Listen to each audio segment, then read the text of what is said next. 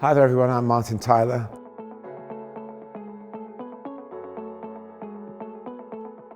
You get all sorts of advice about commentary. I can only tell you what works for me really, which is first and foremost a love for football.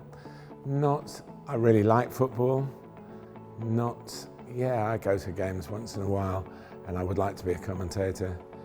You have to live it. And of course, living it in the way the game's structured now means giving up weekends, giving up midweeks, and finding maybe the normality of your friendships and indeed your relationships get threatened by the working hours. But if you truly love football, you'll overcome that and find a way through it. So the things that I do for commentary, if you like, I have a thing called the 3 I's, because really you need a third eye to be able to see everything in a game.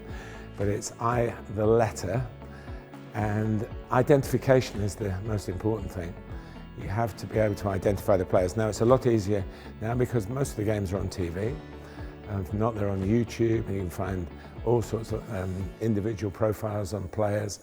And so a team from another country where I did all sorts of, if you like, extra work by going to see the training, going to see them in the hotel, so that I got the faces, because the faces weren't available. There weren't even magazines really when I started. So that's the way to get into it. Be confident when you start commentating a match that you know what the players look like, so you don't have to rely on the numbers on their shirts. The second one, I think, is information, which is really the application of statistics. Now, there are a lot of stats out there, and in fact, you'll find these days that most people around the game, newspapers, television presenters, they have access to that, and a lot of the stats are out there before you even start uttering a word in commentary. And what you don't want to be is too repetitive and sound as though you're just parroting what somebody said before. And I think it's when you apply the facts, it's the skill. When you use the information, don't just throw it out there because you've got it on a piece of paper in front of you. It's not an exact science, but you can do it. If you, with experience, you'll learn when to apply the statistics. And the third one is interpretation, which is either totally down to you, or I'm in the ex-home of Gary Neville.